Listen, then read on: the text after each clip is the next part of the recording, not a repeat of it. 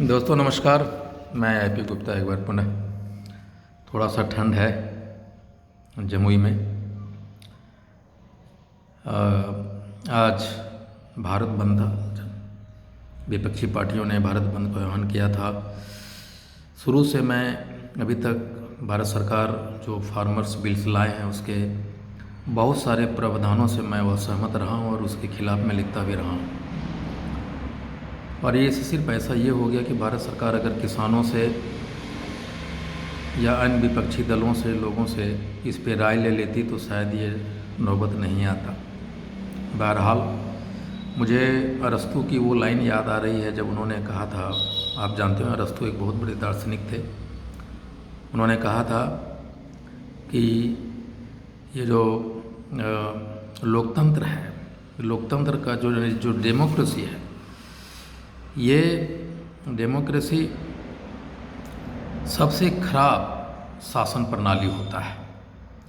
इसमें जनता के नाम पे, वो कहते हैं कि इसमें जनता के नाम पे राजनीतिक दल और जनप्रतिनिधि अपना हित साधते हैं और भीड़ को जनता का शक्ल दे देते हैं और लोकतंत्र भीड़ तंत्र में बदल जाता है।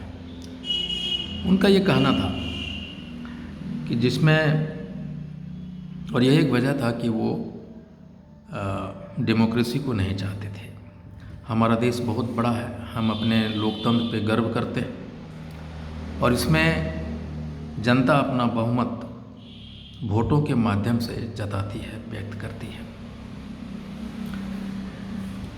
300 वर्ष पहले यूनान में जब लोकतंत्र की जड़ें मजबूत हुई थी तो वहाँ ये था कि वाद विवाद और विमर्श में जनता किसी निर्णय पे पहुँचती थी, किसी निष्कर्ष पे पहुँचती थी और जब निर्णय हो जाता था तो उसको इम्प्लीमेंटेशन कराने में जनता अपनी कर्तव्यनिष्ठता और सहभागिता निभाती थी और उसका इम्प्लीमेंटेशन कार्यान्वयन बहुत अच्छे तरीके से हो जाता था।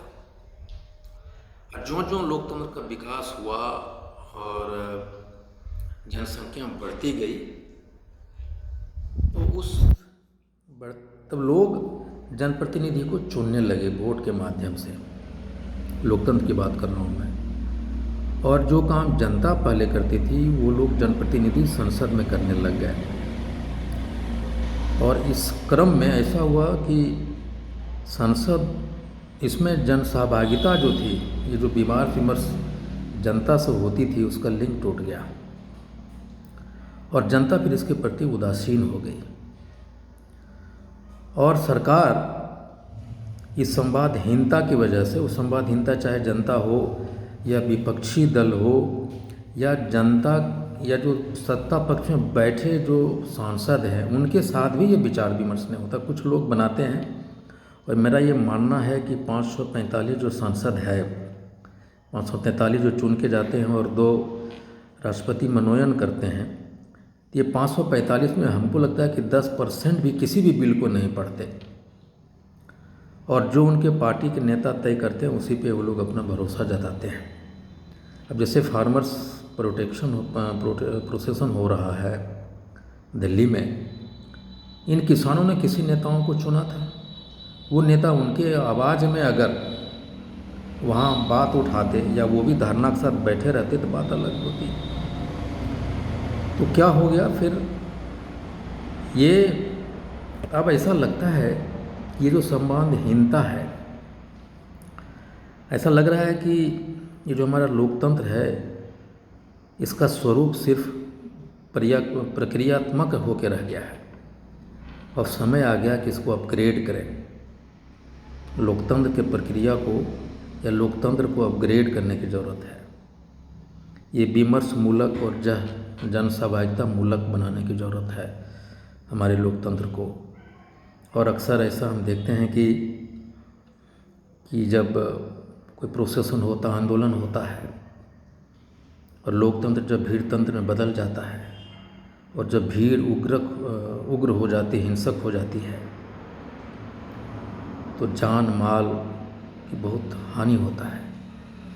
और अक्सर जनप्रतिनिधि और राजनीतिक पार्टियां किसी अपराध व सामाजिक तत्व के हवाला देकर इन सारे हिंसा से या जान माल की हानि से अपने आप को हटा ले जाता है और सारे दोष और सामाजिक तत्वों पे बढ़ दिया जाता है।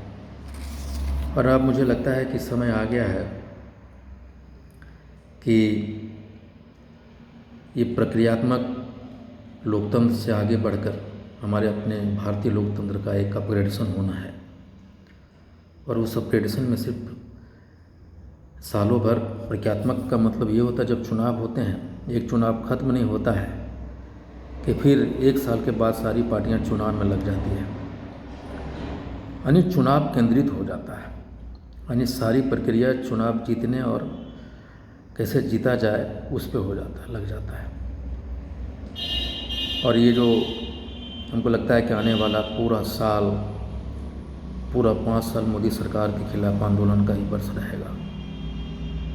बहुत सारे ऐसे बिल्स अगर हम जन सहभागिता और विमर्श को साथ में नहीं लाते हैं और अपने तरीके से किसी भी बिल को पास करते हैं तो सरकार के लिए दिक्कत होने वाली है। हम चाहेंगे कि जिस वर्ग के लिए बिल लाया जाता है, चाहे श्रम का हो, किसान का हो या चाहे जो भी हो, कम से कम सरकार अपने पक्ष सत्ता पक्ष के जो सांसद उनके साथ डिटेल्ड इस बिल को या किसी आने वाले बिल को डिस्कशन करें, उनसे राय लें और विपक्षी पार्टियों से भी राय लें। और जिस वर्ग के लिए बिल लाया जा रहा है उनसे भी राय मांगी जाए। हड़बड़ी में बिल लाने की कोई ज़रूरत नहीं है। अगर हड़बड़ी आज मोदी सरकार एक क्रॉस रोड पे फंसी पड़ी है, या तो उनको मार्गरेट थैचर वाली जिन्होंने मार्गरेट थैचर ब्रिटेन की जो प्रधानमंत्री थी, उन्होंने जब एक सुधार लाया था और सुधार कदम उठाए थे, ठोस निर्णय लिए थे, तो सरकार उधर को जाना होगा। या फिर जिस तरह से यूपीए पार्ट 2 अन्ना के सामने अपने घुटना टेक दिया था, अब ये देखना है कि किधर जाती है सरकार। लेकिन मेरा मानना है कि प्रक्रियात्मक लोकतंत्र से आगे बढ़कर हमें अब जनसहभागिता और विमर्श मूलक लोकतंत्र की तरफ बढ़ना होगा और तभी हम इस तरह के आंदोलनों से मुक्ति पाएंगे। बहुत बहुत धन्यवाद। Thank you very much.